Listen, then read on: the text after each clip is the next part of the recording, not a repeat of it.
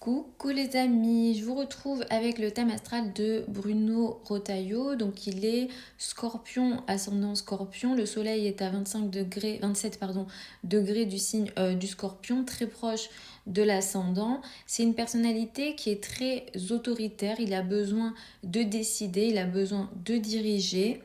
Il y a un stellium dans le signe du Capricorne, donc c'est quand même une personnalité qui est très sérieuse aussi. Et ce stellium se situe dans la maison 2. Donc il y a de l'importance ici qui est portée à l'argent, aux finances et une capacité ici d'être très discipliné et en même temps d'attirer ici des situations plutôt chanceuses avec la conjonction Vénus-Jupiter ici dans la 2. Et il me semble qu'il a fait des propositions pour récupérer, en tout cas mieux gérer. Alors je crois que c'est lui, corrigez-moi si je me trompe, mais je crois que c'est lui qui veut faire des mesures par rapport aux narcotrafiquants en France et essayer finalement de récupérer de l'argent sur ce terrain-là. Et effectivement, avec un stellium dans la 2 comme ça en Capricorne et un Saturne surtout en domicile en 2, ça m'étonne pas parce qu'ici ça apporte beaucoup de discipline. Le milieu du ciel est intéressant, on a un Pluton conjoint au milieu du ciel, c'est une personnalité qui aime le pouvoir à travers le statut social et l'image dans le monde. Le nœud nord étant là aussi, c'est plutôt positif pour lui, ça va l'aider au niveau du statut social et surtout, c'est entre guillemets sa mission de vie avec le nœud nord.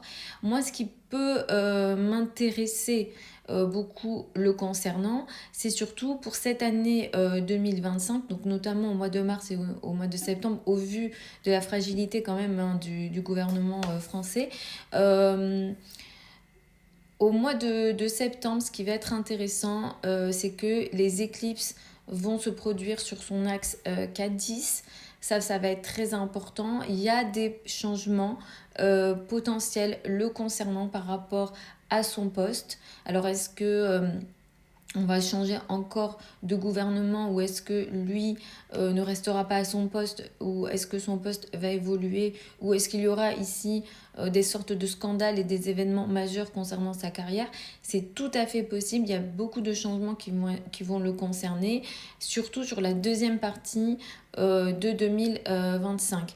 Il va être aussi question de relations importantes pour lui au niveau des partenariats. En ce moment, il est beaucoup dans le relationnel. Et l'année, je dirais, bon, on va voir s'il va rester à son poste, mais la seconde partie, je dirais, de l'année 2026 risque d'être un petit peu compliquée pour lui, mais là, c'est dans...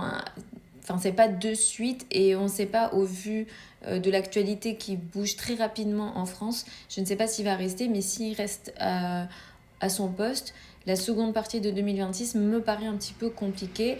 On va voir ce qui va se passer déjà au mois de mars parce que les éclicses qui auront lieu au mois de mars, ça va beaucoup le concerner aussi parce que ça va faire des carrés à certaines de ses planètes, notamment l'éclipse du 29 mars qui fait un carré à ces planètes qui se trouvent en Capricorne. Donc il y a comme une énergie un petit peu compliquée le concernant au mois de mars, qui peut d'ailleurs concerner l'argent. Alors est-ce que les décisions qu'il va prendre seront mauvaises ou est-ce qu'il y aura des restrictions ou est-ce qu'il y aura des scandales? Donc on verra. Mais effectivement, il y aura des mouvements et des changements majeurs le concernant pour cette année 2025 et ce seront des changements qu'on peut considérer karmiques puisque on parle ici d'éclipse.